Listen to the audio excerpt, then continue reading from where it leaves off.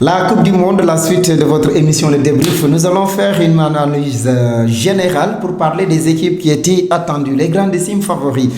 Sans doute, on peut mettre désormais sur ce lot la Russie au vu de ce que le pays hôte est en train de faire depuis le début de son mondial. 2 victoires de rang avec la manière surtout. D'abord en ouverture contre l'Arabie Saoudite, 5-0.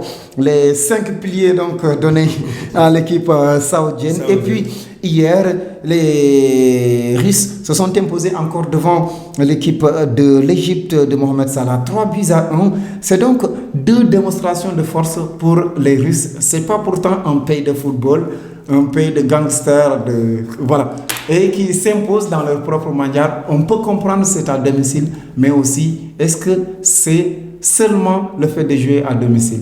Non, mais il faut tirer un grand coup de chapeau à la Russie. D'abord, cette double victoire-là permet à la compétition de garder tout son ambiance, son engouement, parce qu'une défaite russe aurait pu quand même précoce aurait pu peser sur la balance compte tenu de l'engouement que c'est sur ce mondial. D'abord, c'est un premier coup de chapeau qu'il faut leur tirer. Ensuite, le deuxième coup de chapeau, ils l'ont fait avec la manière. Parce qu'ils ont marqué quand même 8 buts sur 2 matchs. Ils n'en ont encaissé qu'un seul. Alors que tout le monde disait que... Sur penalty. Sur penalty, donc ce n'est pas une très bonne équipe. La préparation n'a pas été des meilleures, ils n'ont pas rassuré. Mais il faut reconnaître à la décharge des Russes, ils ont un championnat qui est souvent arrêté pour plusieurs mois à cause du climat, de la pluie, de la neige. Là-bas, il fait très froid. Mais même ça se ressent au niveau des clubs. Quand ils vont en Ligue des Champions, c'est des clubs qui sont souvent éliminés durant la période de grande d'hiver. Donc là aussi, mais actuellement, ils sont en train de bien jouer. Et avec la poussée du public, maintenant tout le peuple russe y croit, et je pense que les joueurs aussi commencent à y croire, parce qu'en fait, en football, toutes les équipes se valent. La différence se fait au niveau de la motivation, et que je pense. Et parfois quelques individus. Ils ont la motivation. Ils ont pas de grands moyens, ils ont l'appui du public. Ils ont les moyens, mais comme l'appétit du en mangeant, et puis l'entraîneur l'a dit. C'est-à-dire que pratiquement ils ont pratiquement atteint leur objectif. Leur objectif, c'était au moins de sortir, aller au second tour. Quand ils le feront, ils auront pratiquement atteint leur objectif. Et après maintenant, ils vont jouer sans pression. Parce que sachant que même s'ils sont éliminés par une grande équipe, ce ne sera pas la catastrophe. D'autant plus qu'ils sont sortis du premier tour. C'est déjà une bonne chose. Donc voilà pourquoi les Russes sont à prendre au sérieux. Parce que maintenant, ils jouent avec enthousiasme, libéré, et avec beaucoup de réussite aussi. Plus de pression pour les Russes après donc avoir gagné ces 2 matchs. Alors, dans cette première journée, on a vu une confrontation entre grands. Portugal, champion d'Europe en titre, face à l'Espagne, ancien champion du monde, ancien champion d'Europe aussi, avec à son sein de grands noms.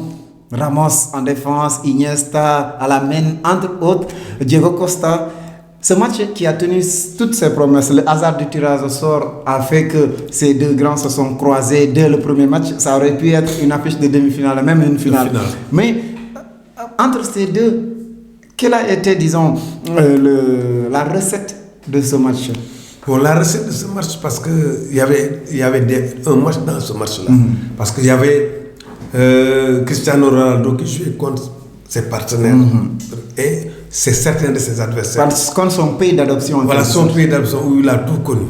Donc je pense qu'il avait un devoir de surpassement. Et puis sachant que l'Espagne leur est supérieure sur le plan du jeu, donc il fallait un Superman pour tenir tête à cette équipe d'Espagne. Donc ça a été l'un des meilleurs matchs qu'on a vu jusqu'à présent, avec le match, celui de Allemagne et de Mexique. Donc c'est les 2 matchs les plus rythmés, les plus aboutis. Donc il y a eu dans ce match-là, il y a un fait qui s'est passé avant le match, avec le limogeage de Lopetegui, qui a un peu déteint sur certains joueurs, parce que Lopetegui, il faut le rappeler, il a formé la plupart des jeunes, parce qu'il avait... Il a façonné cette équipe aussi. Il a façonné cette équipe. Donc, imposé des jeunes comme Isco. Voilà, donc quand il est parti, ça s'est un peu ressenti sur les joueurs, mais heureusement, ils se sont ressaisis en bons professionnels, parce qu'ils ont été menés au score. Ils sont revenus 2 fois, donc, avant de se faire rattraper par un coup franc magistral de Ronaldo.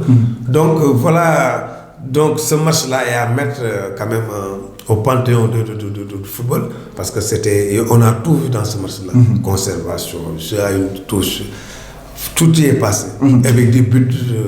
Reste à voir maintenant la réaction de l'Espagne, parce que celle du Portugal, elle peut être louable, parce que ils sortent d'une victoire, ces Portugais, face au Maroc 1-0, grâce encore à Ronaldo qui devient du coup le meilleur buteur pour le moment de cette compétition. Avec 4 buts, mais il est suivi de près par des joueurs qui ont des doublés et des triplés. Donc, moi je pense que l'Espagne a encore ses cartes en main. Je pense que, parce que déjà ce match-là, c'était pas gagné d'avance. Se faire mener 2 fois par une grande équipe de Portugal qui a beaucoup défendu. Ils sont revenus plusieurs fois pour mener même après et ensuite jouer un jeu de rêve. Je pense que l'Espagne, on peut considérer ça comme un semi-échec de l'autre côté, parce que tout le monde sait que l'Espagne est supérieure quand même sur le plan collectif au Portugal.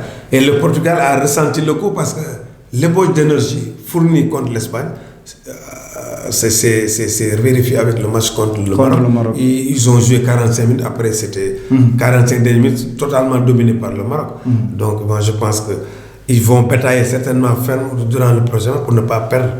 Mais je pense que l'Espagne sortira quand même de son match contre l'Iran, parce que vraiment je ne vois pas comment l'Iran va faire pour tenir en échec, parce que l'Espagne quand même c'est du très lourd. Surtout avec un Diego Costa qui ne lâche rien devant. C'est ce mercredi. En tout cas, parmi les équipes attendues, il y a la France qui doit jouer aussi ce jeudi contre l'équipe du Pérou. Mais en attendant, la France a été malmenée, baluchée par l'équipe australienne lors de sa première sortie samedi dernier, avant de s'imposer très réaliste en ces Bleus 2-1. Avec donc un dernier but de Paul Pogba, un but contre son camp d'ailleurs d'un défenseur australien. Alors, la France, est-ce qu'elle vous rassure avant d'aborder ce second match? Pas du tout. Vous avez parlé de réalisme. Moi, je dirais réalisme doublé de chance. Parce que le premier but, c'est un penalty. S'il n'y avait pas l'arbitrage vidéo, ce penalty ne serait pas sifflé. Premier fait de jeu. Deuxième fait de jeu, le ballon tiré par Pogba. C'est vrai qu'il y a eu la goal line technologie, aurait pu déceler. Mais la France, l'Australie peut se sortir de ce match avec un match nul. Ils ont vraiment neutralisé les Français. Et la France, on voit que Didier Deschamps ne tient pas encore son 11 type. Il a encore des problèmes. On parle même déjà on annonce des changements. Des changements, parce que avec Matuidi qui pourra faire son entrée à la place de Dembélé. Même devant nous, Giroud va prendre la place devant. Donc Giroud va rentrer, Dembélé va rentrer. Non, Matuidi va rentrer. Donc il n'est pas satisfait, alors qu'il pensait qu'il avait la meilleure équipe possible. Donc lui aussi, il a encore quelques incertitudes. Donc la France ne nous a pas rassurés, mais elle n'a pas perdu. Ça, c'est la marque aussi des grandes équipes. Donc ils ont le temps de rectifier, parce que si elle avait perdu ou si elle avait fait match nul, ce serait encore beaucoup plus dur. Mais quand même, ils se sont contentés de ces 3 points et maintenant tout revoir. Vous avez même en début de compétition, ils avaient des doutes par rapport à la tour. Maintenant, il y a une certitude, parce que maintenant c'est Pavard qui va être titulaire et Hernandez. Les 2 autres, s'ils reviennent de blessures, ils vont attendre encore. Donc voilà. En attaque, il y a quelques erreurs, mais il va les corriger avec la rentrée de Matuidi. Donc il va changer complètement son système de jeu avec un milieu de terrain à 3, Kanté, Pogba et Matuidi. Ils sont beaucoup plus des récupérateurs. Peut-être Pogba, peut-être un semi-meneur de jeu. Maintenant, Giroud à la pointe de l'attaque. Derrière lui, Griezmann et Mbappé. Matuidi qui va prendre le couloir gauche, parce que lui il se projette régulièrement. Donc lui, moi je le verrais même comme un bon latéral aussi. Blaise Matuidi, le joueur de la Juve. En tout cas, cette équipe de France doit rassurer face au Pérou ce jeudi pour ne serait-ce que conforter sa place et espérer une qualification. L'Argentine était attendue parce que dans cette sélection, il y a un certain Lionel Messi, né qui n'a pu rien faire. Pire, il a raté un penalty face à l'Islande lors de la première sortie de ces Argentins. C'était donc samedi. Un but partout au match chaud, mais une très solide défense des Islandais. Mais ça, on le savait, les Islandais sont très forts. Défensivement, ils l'ont prouvé lors de l'Euro. Pour leur première participation, ils vont au 2e tour. Donc, en surprenant tout le monde. Et là, ils récidivent en se qualifiant au mondial et en tenant en échec l'Argentine de Lionel Messi. Mais ça aussi, c'est à mettre parce que l'Argentine aussi ne s'est pas qualifiée d'une manière brillante aussi. Et puis, à l'arraché. D'ailleurs, tout le monde pensait qu'ils allaient jouer les barrages et tout. Donc, donc ils se sont qualifiés difficilement. Je crois que la poisse les poursuit encore. Et que Messi, on a l'impression qu'il est maudit en sélection. Il est béni avec le Barça, mais avec la sélection, il est maudit. Et ça, cette poisse-là le poursuit depuis lors. Et je pense qu'il est en train même de douter dans sa tête. Même s'il est un grand joueur, vous savez, quand vous faites plusieurs échecs, vous posez psychologiquement, ça ce n'est qu'un être humain et il est en train de se poser des questions. Il rate des pénaltys en sélection, même en finale de Copa América. Mais au Barça, il en marque. Il n'arrive pas à tirer l'Argentine vers le sommet. Même s'il va jusqu'en finale, il perd aussi. Donc là, je pense que c'est un match qui se ressemble à un match piège. Donc, c'est là où se joue la différence avec, disons... Cristiano Ronaldo est beaucoup plus... C'est-à-dire, en sélection, il reste décisif. La différence entre ces deux-là, si vous voulez, c'est parce que l'autre, c'est un athlète. Quand vous êtes athlète, si vous êtes bien physiquement, vous répondez à tout. Alors que Messi, ce n'est pas un athlète. C'est un bon footballeur il est béni des dieux du football. Il a un don de Dieu, mais sur le plan athlétique, quand ça ne va plus, il ne va pas aller mettre un ballon de la tête sur le corner. Par contre, Cristiano Ronaldo, il peut dormir tout le match et aller jouer de la tête sur le corner, alors que Messi n'a pas cette capacité-là. C'est la différence entre les deux. L'autre est beaucoup plus athlétique, beaucoup plus... L'autre, il est beaucoup plus doué techniquement, il n'y a pas photo, mais sur le plan athlétique, il y a une différence entre les deux. L'Argentine doit s'imposer face à la Croatie demain pour espérer donc se remettre en course. Alors, parmi les équipes attendues, les grandissimes favoris, c'est le champion en titre, l'Allemagne, qui, au contraire des autres qui ont peut-être fait match nul ou certains ont même gagné, a plus de si parce que cette équipe de la Mannschaft a été battue par le Mexique. Une valeureuse équipe mexicaine, 1-0. Oui, 1-0. D'abord, il faut féliciter les Mexicains pour le fait d'avoir joué sans complexe devant le champion du monde et surtout d'avoir produit l'un des meilleurs footballs depuis le début de cette compétition. Chapeau, j'espère qu'ils vont pouvoir rééditer cet exploit parce qu'ils se sont beaucoup dépensés pour en arriver à cette victoire. Mais là, il faut souligner aussi les carences de la Mannschaft. C'est des carences qu'on ne nous avait pas habituées. Parce que c'était visible en regardant le match, en décortiquant, en analysant.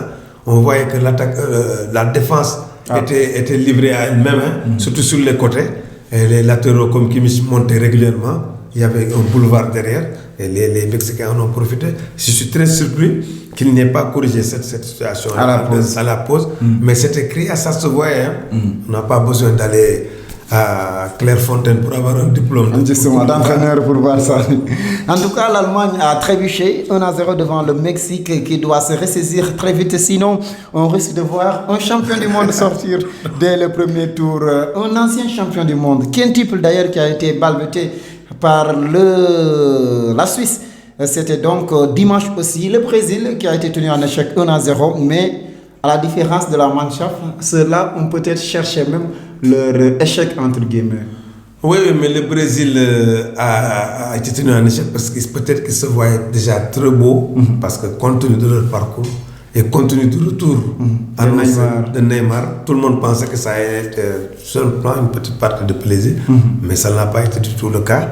Les Suisses ont joué grandement leur chance et ils ont tenu en échec cette équipe du Brésil qui peut se poser des questions parce que est-ce que Neymar est réellement prêt pour jouer ce mondial-là? Est-ce qu'il est prêt pour... Il est même touché, hein? On se demande... Oui, c'est ça. Tout le Brésil retient son souffle. Parce que est-ce qu'il ne serait pas préférable qu'il démarre le match sur le banc, voire venir quand l'adversaire est un peu fatigué, comme il l'a fait contre la Croatie en amical? Moi, je pense que c'était la meilleure formule pour le moment parce que... Le préserver à la longue, parce qu'en jouant des bouts de match, peut-être quand on va arriver en finale, il sera apte pour jouer ce match-là. Parce que quand il démarre un match, qu'on ait une défense qui est là en place, frais, 0 but partout, les gens ils vont. Mais quand les défenseurs sont fatigués, après 40, 80, 70 minutes de jeu, vous faites rentrer un Neymar avec ses dribbles et ses déplacements. Là, les défenseurs n'auront même plus le réflexe de faire des fautes parce qu'ils auront certainement écopé d'un carton jaune en cours de route. Moi, je pense que c'était la meilleure chose. D'autant plus que le Brésil a prouvé Ils jouent très bien même sans Neymar. Ils l'ont fait durant quelques matchs amicaux parce qu'il a été blessé pendant longtemps. Ils ont réussi à se qualifier sans lui. Ils ont gagné des matchs sans lui en match amical, des matchs amicaux.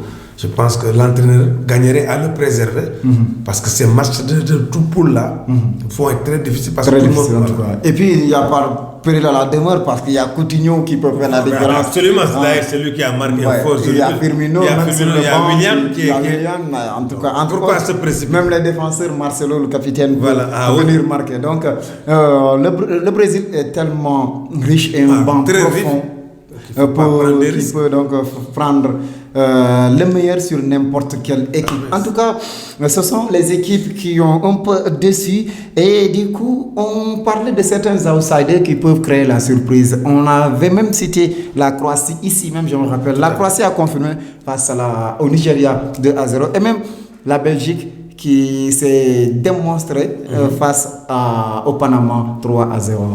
En tout cas, moi, je persiste et signe que les outsiders seront bien la Belgique et la Croatie. Ça, parce que compte tenu de leur fond de jeu, de leurs individualités et puis de leur discipline aussi, parce que quand vous regardez jouer la Belgique, il y a une vraie discipline tactique. Et quand vous voyez jouer la Croatie, c'est du sérieux. Parce que c'est des équipes qui jouent bien au football, en respectant les consignes. Donc, l'Argentine a beaucoup de soucis à se faire. Les équipes qui vont rencontrer la Belgique aussi auront beaucoup de soucis à se faire, notamment l'Angleterre. Est-ce qu'après cette première journée, vous continuez à dire que les mêmes grandes équipes sont toujours favorites? Au vu non, jusqu'à présent, parce que l'Allemagne n'a pas encore dit son avis, je pense que les joueurs allemands ont tenu une réunion à l'interne, en dehors du staff. Ils se sont parlé. Ils se sont regardés dans les yeux pour remettre de l'ordre. Parce qu'ils savent ce qui leur a manqué. C'était visible. Il n'y avait pas de repli défensif. Les gens laissaient les défenseurs aller à la barre, ils ne revenaient pas. Donc les Mexicains en ont profité. Mais ils savent ce qu'ils doivent corriger. Ils le savent très bien, c'est des professionnels.